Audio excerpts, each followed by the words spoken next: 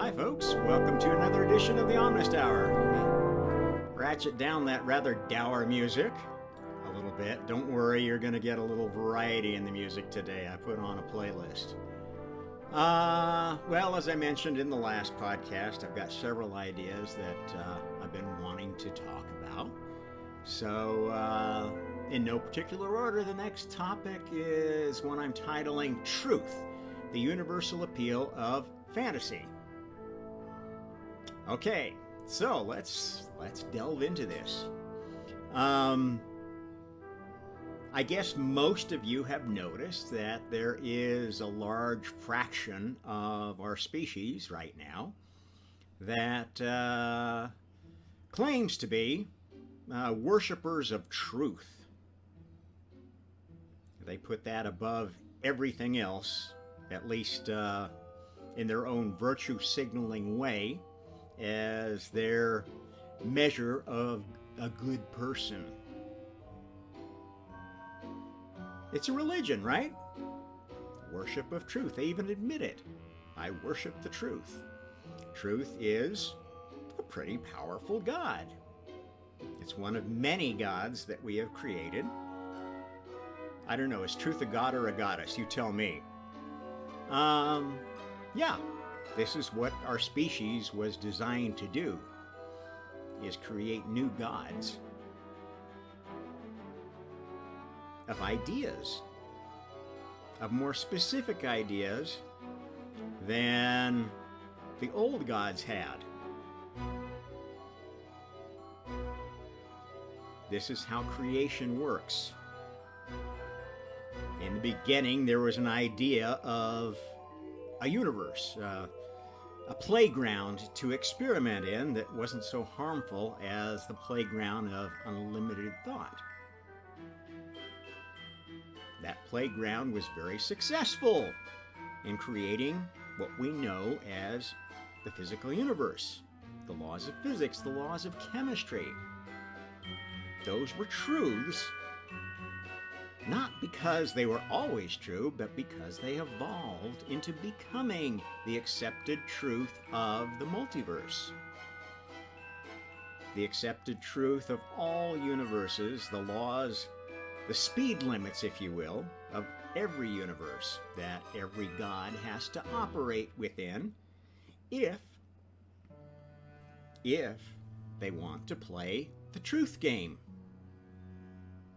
They can still play the fantasy game in their own universe, on their own time, with their own creations, their own programmed creations. They can't force anybody to come and play their fantasy game. Okay, truth is an interesting concept because you have, one side of the spiritual bypassing spectrum that say, well, there is no truth. Everybody has their own truth. I can make my truth as I go by living the law of attraction, making truth within my brain, and to a certain extent, that is a truth.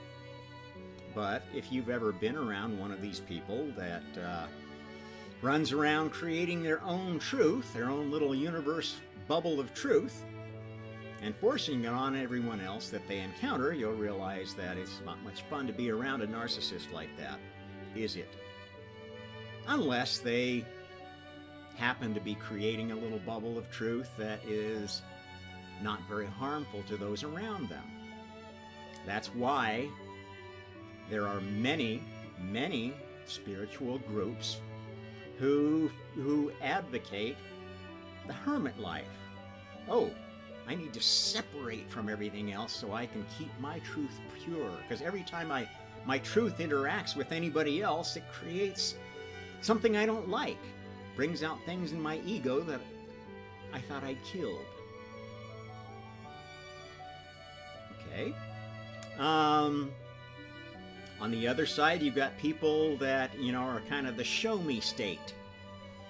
They will not believe anything that they have not personally experienced or personally accepted as truth through their experience, which includes their education, their upbringing,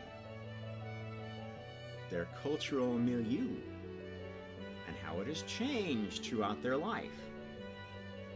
And if you know any people like that, they are extremely dogmatic. This is where the fundamentalist Christians sit on the truth spectrum. This is where the fundamentalist materialist scientists sit. This is where the fundamentalist communists sit. This is where the fundamentalist capitalists sit. And they are absolutely certain that their truth, what they worship, their pantheon of truth, if you will, because that's what essentially it is. If somebody says they worship truth, then they've got a second tier of gods which represent the truths they think are the most important. So they're essentially doing exactly what our ancestors did, imagining pantheons of truth. Father Zeus and the 12 Olympian gods, who somehow had a lot of comings and goings, as it were. The pantheons of the Sumerian legends that were even more tortured. The pantheon of Egypt, the pantheon of the Hindu Vedic tradition.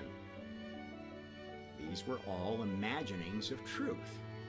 And although they may not have called their chief god truth, that's essentially what they were doing. Brahma, in the Hindu tradition, is this perfect creator that made everything else and is the only source of truth.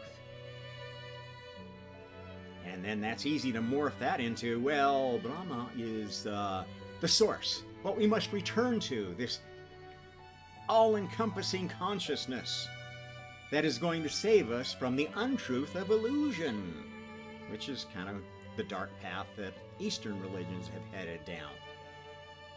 If you can't find truth, then it must all be illusion. And the truth becomes escape. This is where the idea of nirvana came from. I'm going to escape from karma because it's too painful and I suffer too much. I'm going to kill my ego. Pretend it doesn't exist because it hurts me too much. And many of them decide if they're going to keep following that path, they need to become hermits, don't they?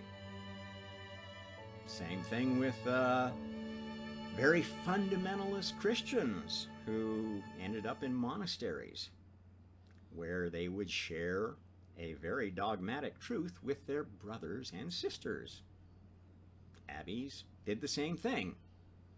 They were separated by sex, not because they didn't engage in sex, they still had those urges, both of them, but because the male human nature finds comfort in different fundamental truths than the female. They can look at the exact same situation and come up with a very different idea of right and wrong, truth and falsehood.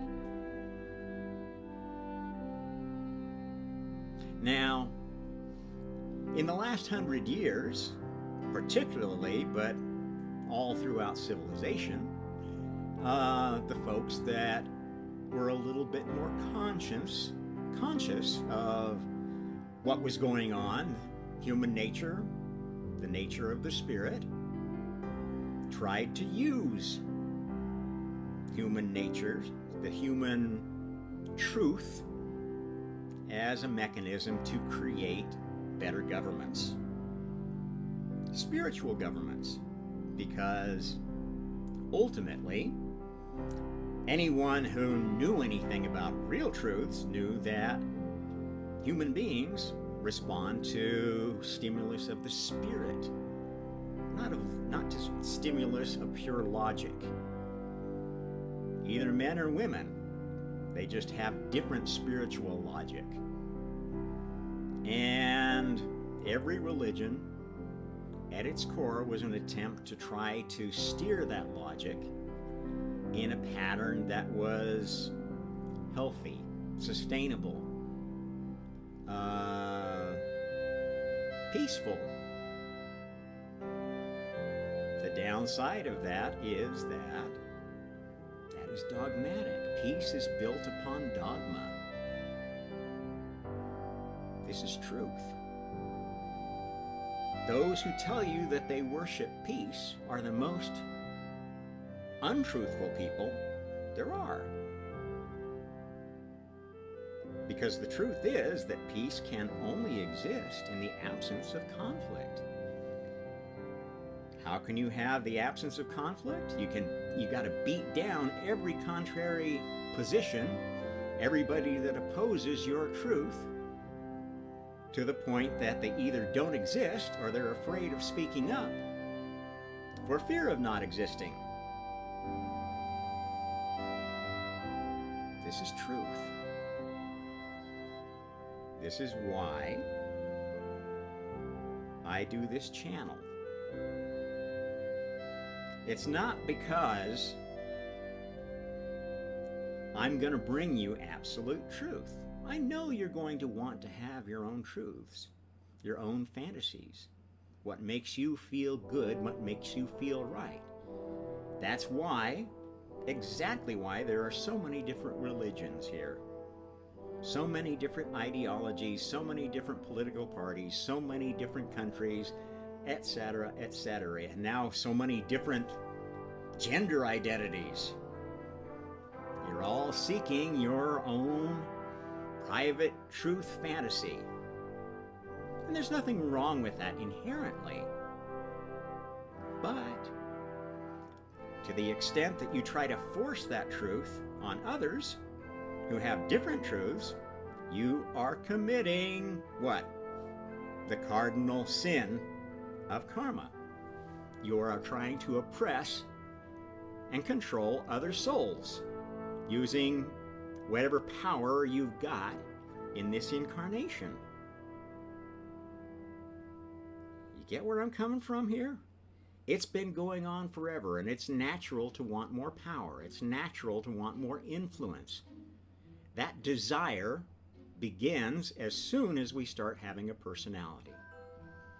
If you've ever had a child, you will see it appear at about the 5th or 6th month, when the child starts realizing that they can get what they want by crying. And you discover, if you're perceptive enough, that a child will cry not just because they're hungry, but because they want attention. Because they want a specific person that they love more than the other people in their lives. Why? Because that person gives them more of what they want or think they need. That's truth. And it's a cause of a lot of discord between couples who don't get it. They think, oh, our child loves you more than me. Or they will, rationalize it as, well, he loves you more because you get to spend more time with him while I'm out slaving away in the workforce. Or vice versa.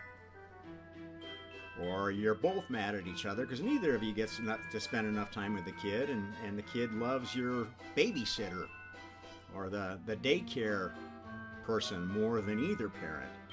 This is truth.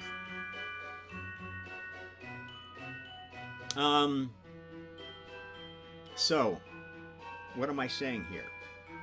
We all live in fantasies. This is truth. Everyone has fantasies. Things that they think are truth or should be truth, because it would make the universe seem better to them. That's not only true of people, it's true of all souls, no matter what soul vessel they occupy. And as I've told you, you are not just one soul, one human body. You are the leader, the oversoul of a human body if you are incarnated as a human. You have other souls who are in charge of your organs, and they have their own truth. They have their own wants and needs. They can be like little children. My truth is that I love Big Macs and I want you to eat a Big Mac every day.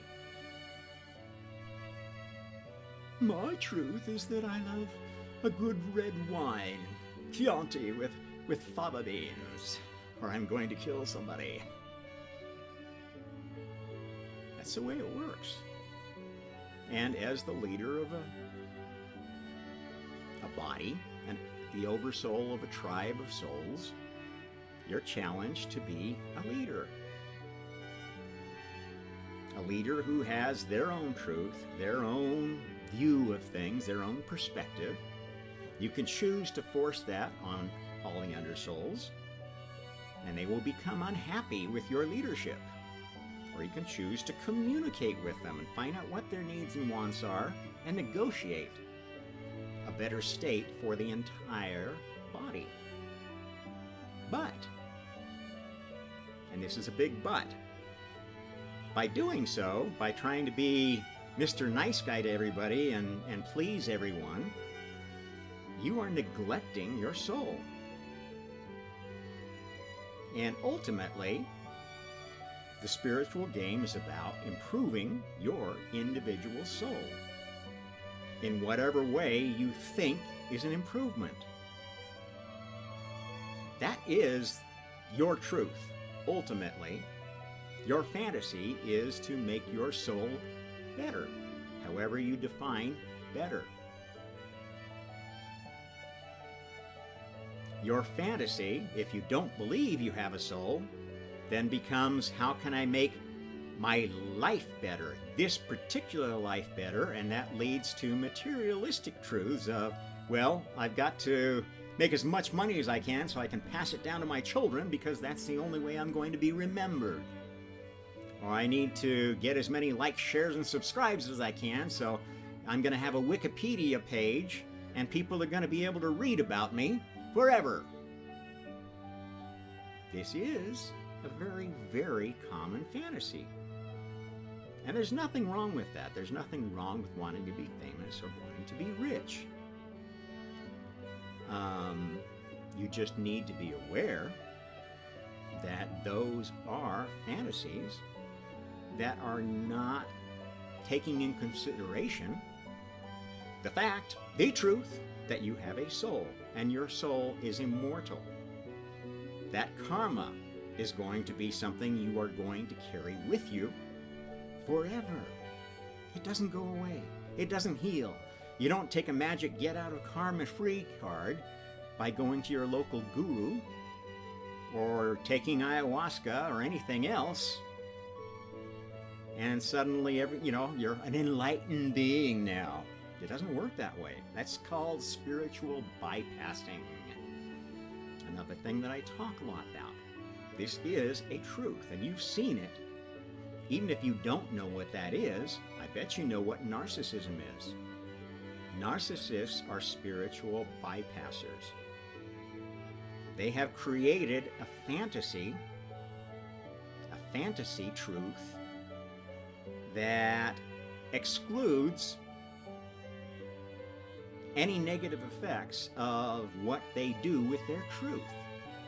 It allows them to rationalize hurting others, stepping on them carelessly, doing whatever they need to do to prop up their truth, their particular set of lies that make them feel good. Virtue signaling. This is something you have to be aware of. Virtue signaling is fantasy truth. It is what narcissists create what they do to feel good about themselves. And everyone is narcissistic to some extent. Everyone has fantasies that make them feel good. To deny that is a fantasy, and gives you just another vector for your fantasy virtue signaling. And if you've ever gotten to know one of these committed, dogmatic neo-Buddhists, well, you will know that they engage in mass fantasy virtue signaling. They think they know exactly how to make the world better. They think they know what enlightenment is.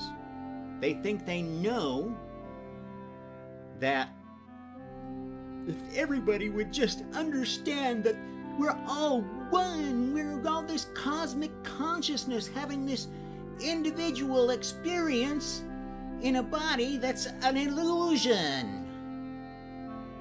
This is sick. This is kind of sick when you think about it, because it allows them to rationalize virtually anything, including supporting communist regimes who are committing genocide, including advocating, interpreting freedom of religion as freedom from religion.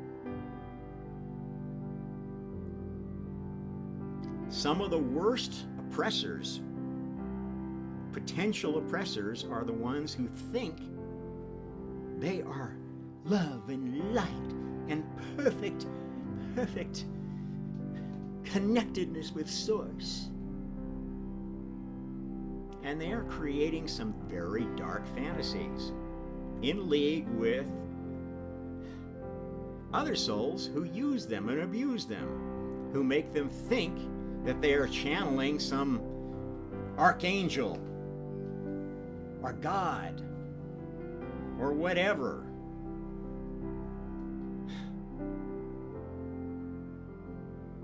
The real senior creators, the ones on God's team, not on the Borg team, don't work that way.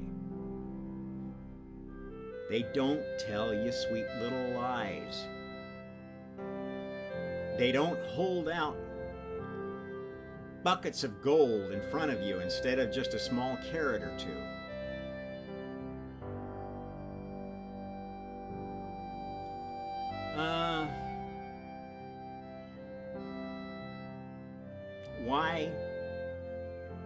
Why do we need fantasies? So now I think I've succeeded in maybe helping you appreciate that fantasies could be very dark, even if they're, sweet little yellow brick road, sugar plum, fairy, everybody's an angel fantasy. Why do we need them?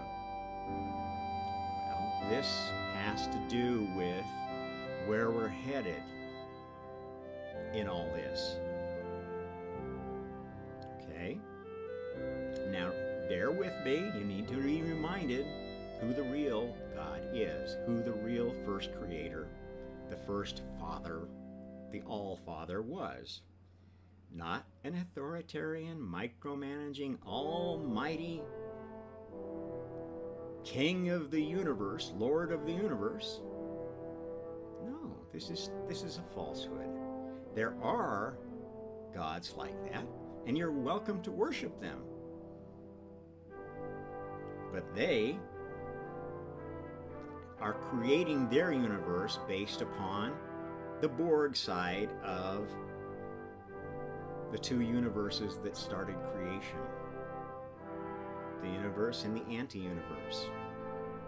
If your idea of perfection is having absolute control over everything in your life, in your soul's life, in your infinite, eternal life, you are thinking like Borg.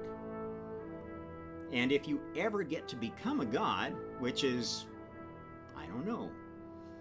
I don't know how likely that might be, because you don't get to be a god just by snapping your fingers and saying, I'm a god! I believe in the law of attraction, so I'm a god! Sorry, it's not going to happen that way.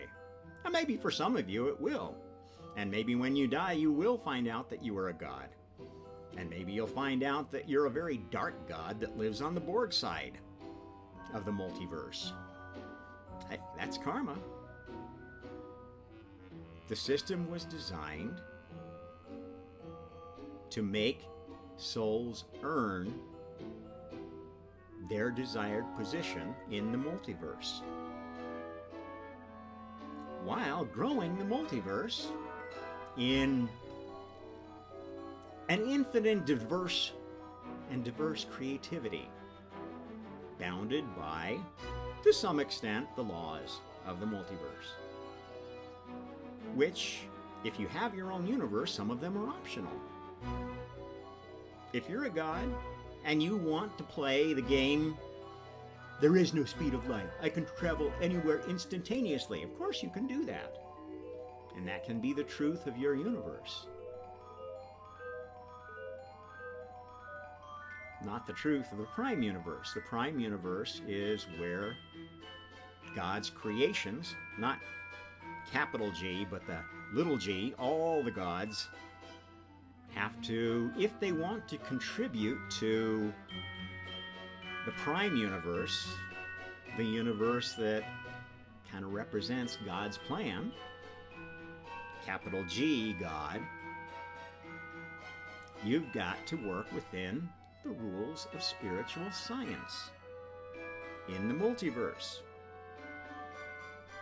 You have to take whatever you've created in your own universe, sell the idea to the Council of Gods,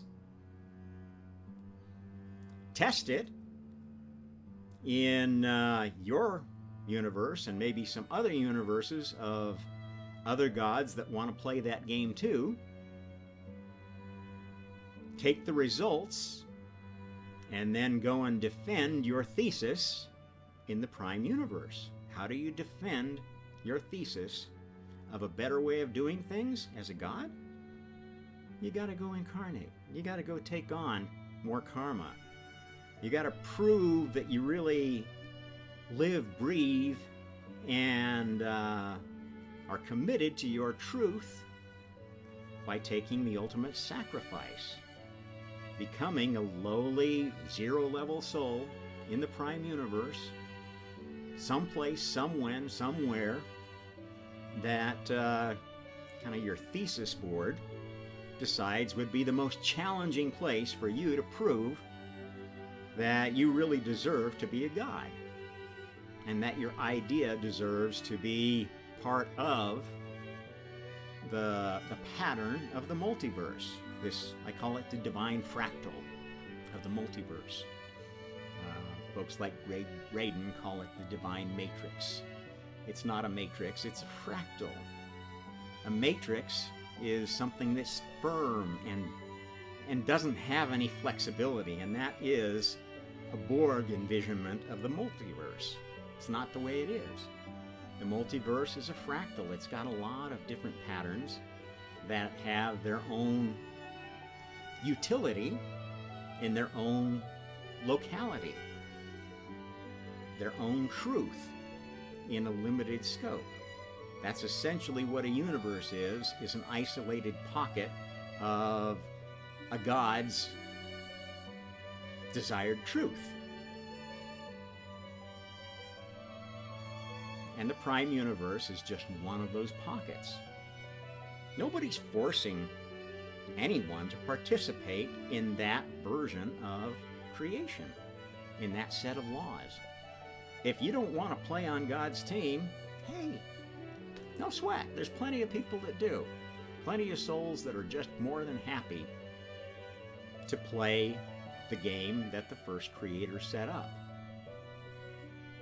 who actually like this game of creation and who think that they can possibly add to it, create something useful that's going to stand the test of time.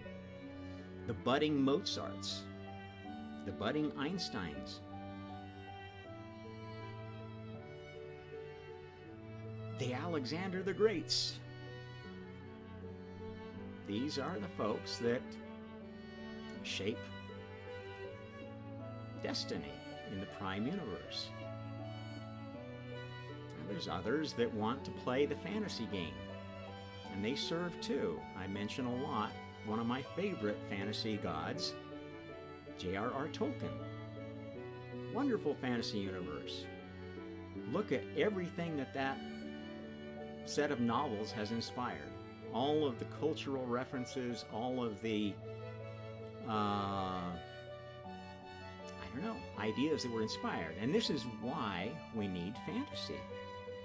Because fantasy is where we get out-of-the-box inspirations. If everybody was totally focused on the truth, and anything that wasn't within their little box of truth was thrown out, baby in bathwater, we would live in a very limited creation, a very rigid creation, a creation that was not adaptable, that could be blindsided and destroyed by another truth. And this planet has seen that happen many times. Because this planet is not here because you're God's favorite. They're here because you were chosen, you were designed, you were created to be part of a huge social experiment that's been going on for a long time. This experiment involves getting the collective souls of the multiverse to define and refine a set of laws to govern souls that are based upon reincarnation and karma. This is the law set that I tell you about, that I talk to you about. This is the only way that you're going to get to become a god in the future. There were other versions of these laws that raised different versions of gods. And those other gods are already at work in the multiverse. And some play on the Borg side and some play more on the God side. But they aren't playing with the latest rule set yet, because the latest rule set was designed and tested, was built and tested on this planet. This planet, Earth, is a test tube. And humans, human incarnated souls, are the test subjects of this great social experiment. This is why we needed to add reincarnation amnesia. When souls remembered everything from one incarnation to the next, they weren't learning very much. They weren't growing very much. They were becoming very rigid and dogmatic in what they thought the truth could be. This is why we need fantasy. This is why fantasy is a very popular pursuit among humanity. It is not a waste of time like many of the dour materialist scientists think. Religion is a complete fantasy. You're wasting your time. Oh, we need to ban religion. It's holding us back from discovering the great secrets of the universe. These people are fucking boo-boo. So stuck in their dogma that they are shutting down creation, shutting down creativity. And it's made even worse because these are people that, because they haven't had any spiritual experience, they don't admit of it in anyone else. And they think it's all about making a name for myself, making money for myself, passing that money on to my kids so they can have my genes, which are the perfect genes, and therefore we're going to have the master race built upon my genetic material. and the Faucis of the world will rule, and the Bill Gates of the world will rule. These are pretty dark people, as dark as any fundamental religion, as dark as any evil pope, as dark as any flim-flam million-dollar hairdo preacher, as dark as any pop guru, Dalai Lama jet-setter, as dark as any Hollywood celebrity that's spouting the latest politically correct narrative, painting that narrative in their creative works.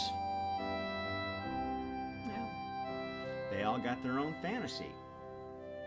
And it's up to us as individuals, as free souls, with the ability to make conscious decisions, to decide what to do with others' fantasies. Sometimes they might be useful for you. It's very useful for many young and naive souls to follow Christianity, follow Islam. There's a lot of wonderful things in those religions about how you should behave, how you can be a productive member of a community. There's also the dark side of, well, if you make the sense of community completely about your religion, then you will ostracize and exclude other fantasies, other truths, and your society will become brittle. It will become fragile. The globalist fantasy of one world government run by the smartest, most talented, most well-educated people in the world is one of the worst. And we're seeing right now just how brittle and scary that fantasy is. They've been trying to turn the world economy, the world culture, the world political milieu into a monoculture. They want everybody to think one way, to go their way or the highway.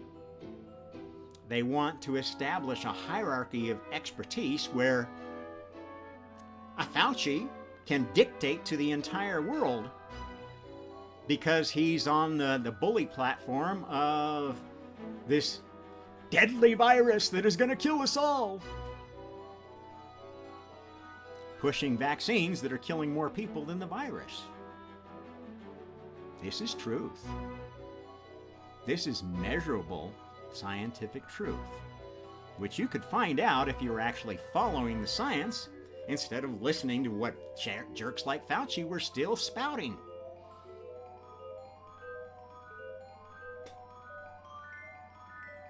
Dangerous fantasies. Globalism 1.0 is a dangerous fantasy.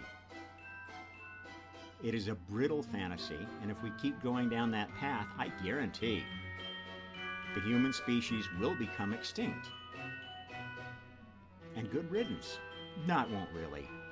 They're already, that's why some of the aliens have been collecting humans for various purposes.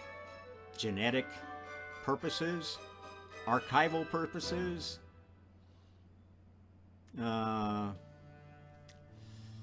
as zoo curiosities of a species that failed. They have their own conceits, their own fantasies. And that's basically why they aren't all on one page either.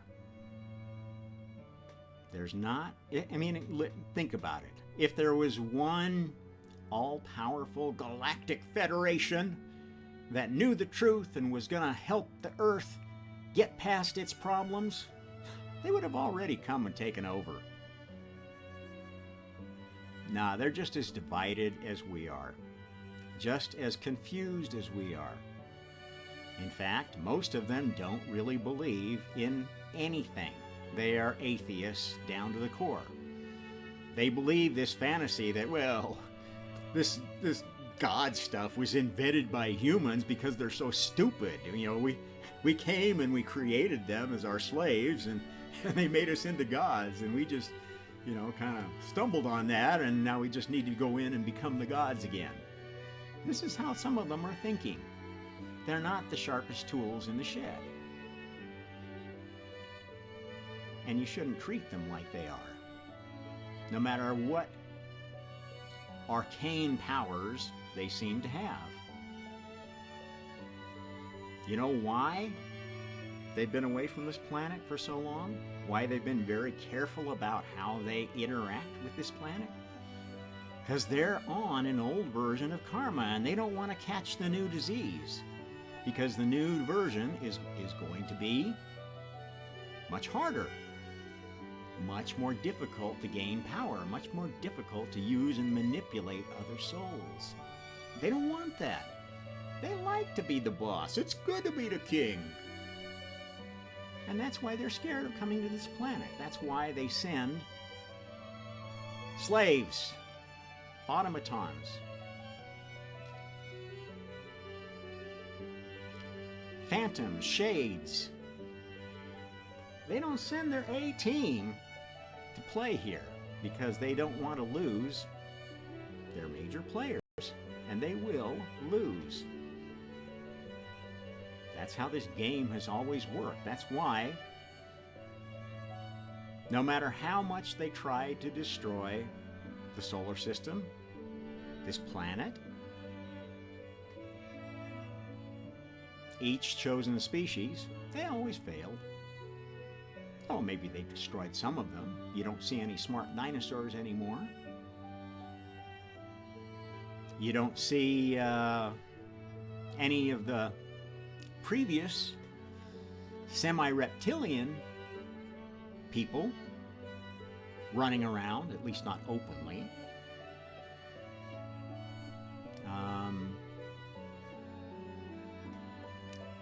They're trying to wipe out what's remaining of the Atlantean chosen people, the blue-eyed ones. Yeah. That's why Buddha is often depicted with blue eyes. That's why the Vedic gods are depicted with blue eyes, even though it's a very rare thing in Eastern cultures now, isn't it? Odd. And it does explain why much of the world is turning light-skinned, blue-eyed people into the demons that everyone must kill unless they bred and turned their skin darker. This is an agenda, and it's an agenda that goes back to the lineage of chosen species. The previous chosen species have all gone spaceborne and are coming back wanting to stop the current chosen species from introducing a better version of karma.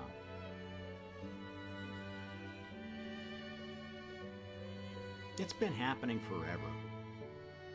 The first chosen species were smart plants. And you know what? They're still here. And they're still playing their own agenda.